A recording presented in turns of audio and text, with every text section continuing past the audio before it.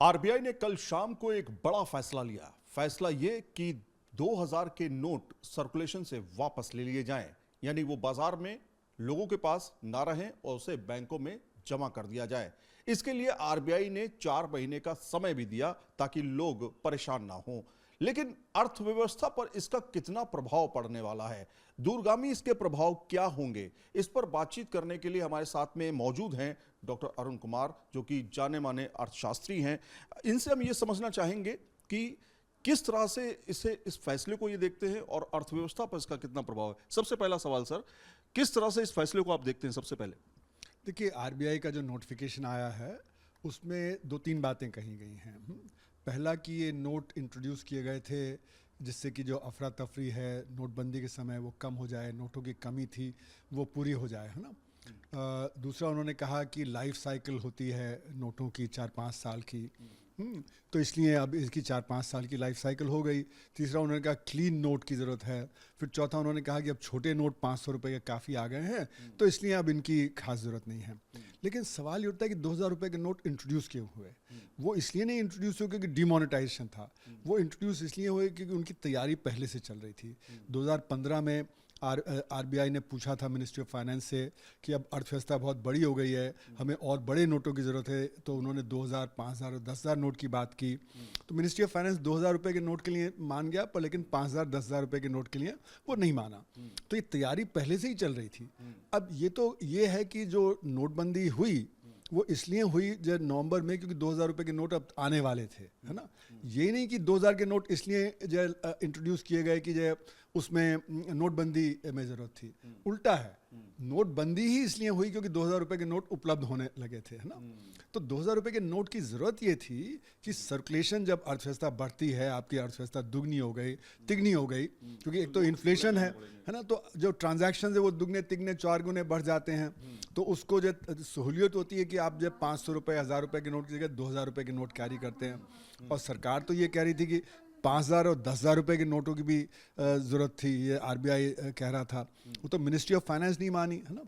दूसरी बात ये कि 2000 रुपये के नोट में फिर लोगों ने कहा कि भाई जब 1000 के रुपए के नोट हैं उनमें जो लोग जो काला धन अपना इकट्ठा कर रहे हैं, तो 2000 में तो और सहूलियत हो जाएगी। तो बात उल्टी पड़ गई सरकार के ऊपर, तो इसलिए सरकार को झेप आई और इसलिए भी एक पार्टली लगता है कि यह है।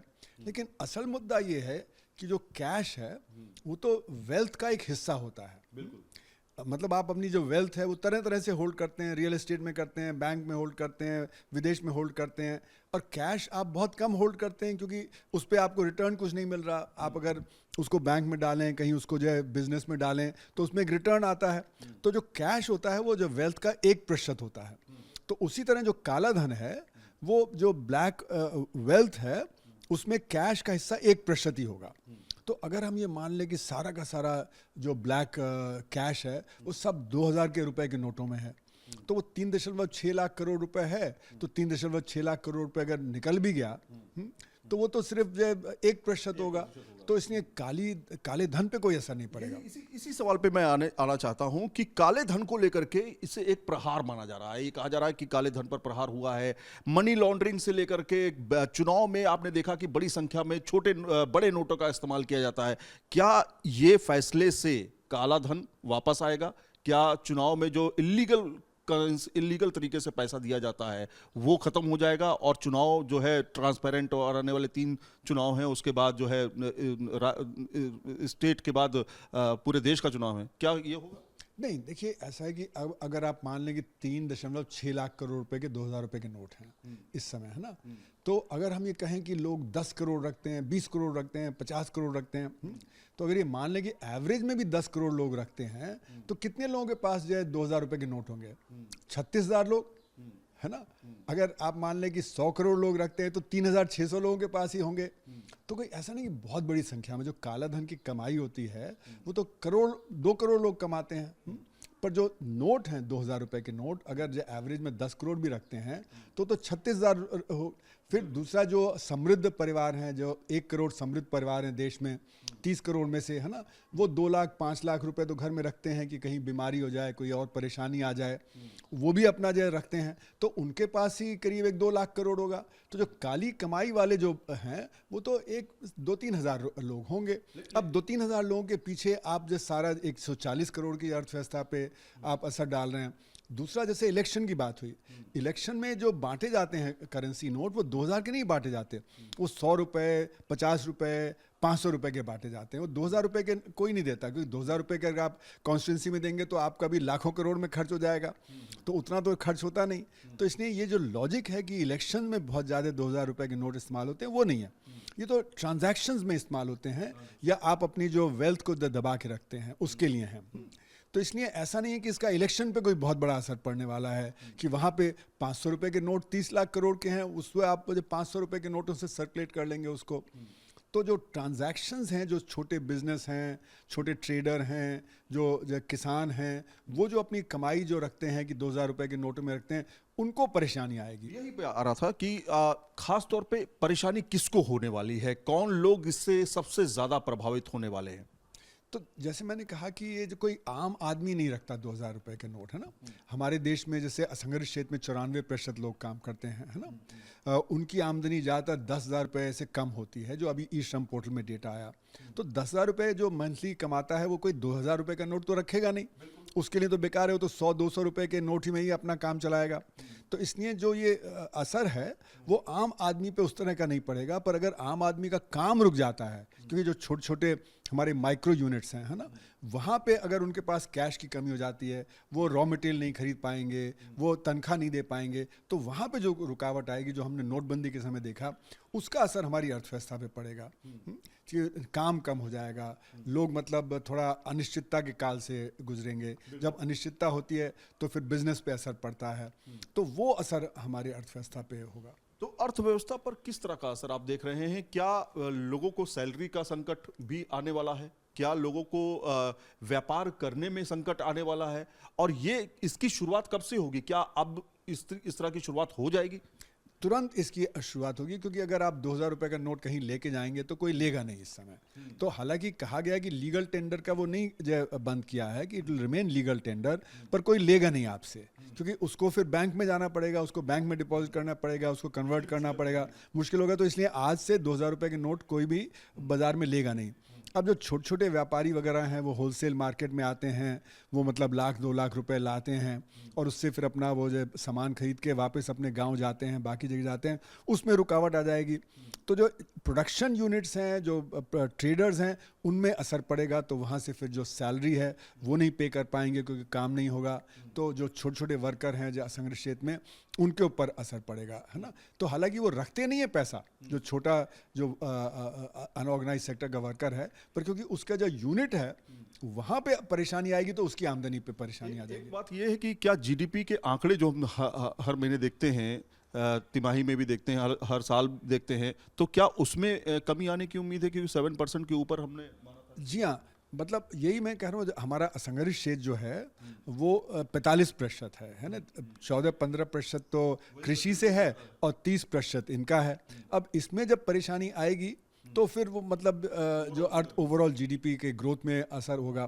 वैसे ही हमारा असंगठित क्षेत्र पिट रहा था नोटबंदी से, जीएसटी से, फिर लॉकडाउन से, तो उसको उभारने की ज़रूरत थी। अब ये उस पर एक रोड़ा आ जाएगा। जो बड़े बिजनेस हैं, जो मीडियम बिजनेस हैं, उन पे असर नहीं होगा, क्योंकि वो तो कैश में ट्रांजैक्शन नहीं करते हैं, वो तो बैंकिंग से करते हैं, वो बाकी और चीज़ों से करते हैं।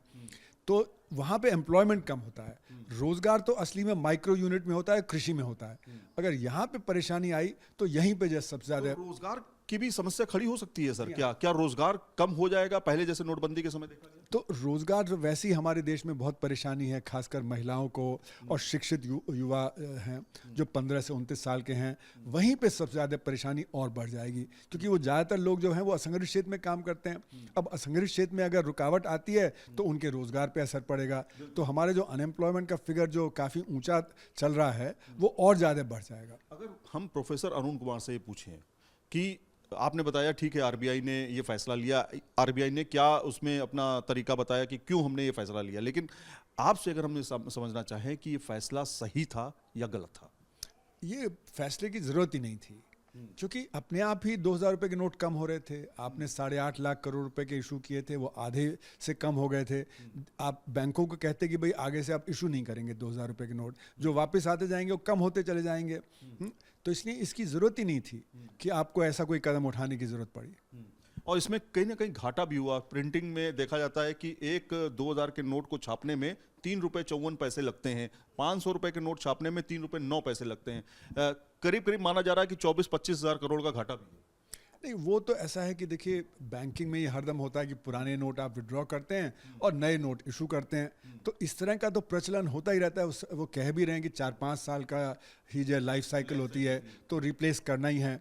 तो उसमें कोई ऐसा नहीं कि कोई एक्स्ट्रा घाटा उसमें आपका हो रहा है। हाँ, ये ठीक है, आपने जल्दी विड्रॉ कर लिया, और खासकर उसमें जो लॉजिक है वो ये गलत ये है कि एक तरफ आप कह रहे हैं कि उनका प्रचलन कम हो गया है, लोग दबा के बैठे हैं। जब दबा के बैठे हैं तो लाइफ साइकिल बढ़ जाएगी, क्योंकि जब वो ट्रांजैक्शन नहीं हो रहा है तो वो हाथों में नहीं जा रहा, तो खराब भी नहीं होगा जल्दी। तो अगर वो दबा के बैठे हैं तो उसकी तो लाइफ साइकिल जो है 4-5 साल की जगह 8-9 साल हो जाएगी कम से कम। और जो नोट अभी मैंने देखे भी हैं पिछले 1-2 साल में, वो अभी भी काफ़ी अच्छी हालत में है। लेकिन 500 का जो नोट है सर, 500 का नोट कहा जाता है कि एक ऐसा नोट है जो जनता को भी पसंद है और व्यापारी को भी पसंद है। 500 के नोट को लेकर के क्या आपको लगता है कि इससे बड़ा कोई नोट आएगा, या 500 का ही नोट सबसे बड़ा रहेगा और ये काले धन में इसको खपाया नहीं जा सकता? ये भी माना जा सकता है? नहीं, ऐसा नहीं कि इसको नहीं खपाया जा सकता। बहुत बड़ी मात्रा में जो धन इकट्ठा ब्लैक वाले करते हैं वो 500 के नोट में कर रहे हैं, क्योंकि 2000 के नोट की कमी है ना। तो उनको तो ब्लैक का जो जनरेशन चल रहा है तो वो रखते ही भी 2000 का। दूसरा कि जैसे मैंने कहा कि हमारे यहाँ 94% तो असंगठित क्षेत्र में काम कर रहे हैं। जो ऑर्गेनाइज सेक्टर का वर्कर है उसकी भी सैलरी 10, 20, 25 हज़ार ही है। उसका जो खर्चा है महीने का वो 10, 20, 25 हज़ार ही है। उसको 2000 के नोट की ज़रूरत नहीं है। तो आम आदमी का इससे नहीं, पर middle class, upper middle class और जो रिच है और बिजनेस जो बड़े हैं, वहाँ पे 2000 रुपए की नोट की जब वो ट्रांजैक्शंस के लिए ज़रूरत है, उनको प्रिकॉशनरी कि आपके घर में बीमारी हो जाए, कुछ हो जाए, तो आप 1-2 लाख रुपए कैश घर में रखते हैं, उसमें 2000 रुपए के नोट होते हैं। तो आम जो मुझे लगता है 98% लोगों को इससे 2000 रुपए के नोट से कोई वो असर नहीं होना है। ये जो 2% जो वेल ऑफ सेगमेंट्स है ना, जो अपर मिडिल क्लास और जो रिच सेगमेंट हैं, जो बड़े बिजनेस वाले हैं, उनके पास ये होता है। तो इसमें अगर देखा जाए कि आने वाले समय में क्या दूसरा नोट भी आ सकता है? क्या आपको लगता है कि जैसे 1000 का नोट था तो 500 के ऊपर नोट आरबीआई और सरकार ला सकती है? मुझे तो लगता है कि आएगा। इसकी वजह क्या मान रहे हैं? क्योंकि 500 का नोट छोटा है इस वजह से? जी हाँ, ट्रांजैक्शन में मुश्किल होती है ना, कि आपको बहुत सारा कैश लेके चलना पड़ता है। तो वो कम हो जाएगा। अगर 1000-2000 के नोट होंगे तो ट्रांजैक्शन ज़्यादा आसानी से होता है। और ट्रांजैक्शन की मतलब ये नहीं कह सकते कि ट्रांजैक्शन होगा तो ब्लैक ही होगा। कैश ट्रांजैक्शन का मतलब ये नहीं कि वो ब्लैक ट्रांजैक्शन है ना। तो ट्रांजैक्शन तो होंगे ही अर्थव्यवस्था में, नहीं तो अर्थव्यवस्था चलेगी कैसे, है ना। तो जो करेंसी है, करेंसी को कोई हम खाते नहीं है। करेंसी को मैं आपको पे करूंगा, आप आगे पे करेंगे, वो तो सर्कुलेशन में रहती है करेंसी, है ना। तो इसलिए वो तो इस तरह के जैसे खून है शरीर में, खून को कोई ये मतलब खाता नहीं है, उससे तो सारे बॉडी में न्यूट्रिशन मिलता है। तो उसी तरह अगर जो नोटों में जो कुछ अड़चन आ जाए, करेंसी सर्कुलेशन में अड़चन आ जाए, तो उससे अर्थव्यवस्था पे गलत असर पड़ता है। और 500 का नोट चूंकि अब लोग ज्यादातर इस्तेमाल करेंगे, तो क्या वो मिलना दिक्कत भरा एक होगा आने वाले समय में? शुरू में तो होगी दिक्कत, क्योंकि अभी जब लोग अपना नोट एक्सचेंज करेंगे तो 500 रुपए के नोट हो सकता है हफ्ते 10 दिन के लिए उसमें कमी आ जाए, क्योंकि एकदम से 2000 रुपए के नोट लोग बदलना शुरू कर देंगे। और क्योंकि 2000 के इस्तेमाल नहीं कर सकते ट्रांजैक्शन में, तो और ज़्यादा विड्रॉ करेंगे। तो इसलिए शुरू में हो सकता है, लेकिन कोई ऐसी बहुत ज़्यादा दिक्कत आए ऐसा मुझे नहीं लगता। एक आखिरी सवाल ये बनता है कि अंतर्राष्ट्रीय लेवल पर हमारी एक छवि है और हम लगातार कोशिश कर रहे हैं अपने नोट को मजबूत करने के लिए, अपनी करेंसी को मजबूत करने के लिए। ऐसे में ये नोटबंदी और फिर 2000 का नोट बंद कर देना अर्थव्यवस्था को तो इम्पैक्ट करता ही है, लेकिन क्या इससे हमारी अंतर्राष्ट्रीय छवि धूमिल होती है? क्योंकि हम नोट का इस्तेमाल तो विदेशों में भी कर रहे हैं, बहुत सारे देशों के साथ हम ट्रांजैक्शन भी शुरू कर चुके हैं। नहीं, ऐसा है कि हमारी करेंसी कन्वर्टेबल नहीं है अभी, है ना। मतलब हम रुपए को आप अमेरिका जाके डॉलर में नहीं कन्वर्ट कर सकते, आप यूरो में नहीं कन्वर्ट कर सकते हैं, है ना। तो इसलिए हमारी कन्वर्टेबल करेंसी नहीं है, तो इसलिए उसमें इतने ट्रांजैक्शन नहीं होते। हमारे ट्रांजैक्शन जो होते हैं वो ज़्यादातर डॉलर में, यूरो में या इसमें ही होते हैं।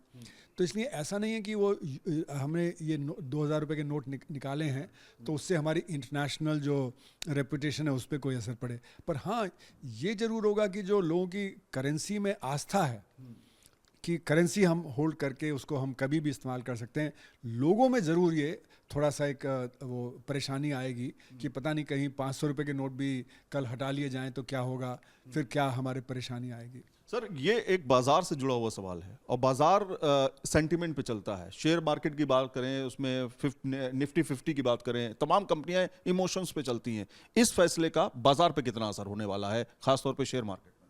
अगर देखिए बाज़ार इससे ये हाँ, अगर बाज़ार में ये लगा कि इससे अर्थव्यवस्था में थोड़ी मंदी आएगी, है थोड़ी जो हमारी ग्रोथ रेट है वो थोड़ी गिरेगी, तो उसका नेगेटिव असर होगा।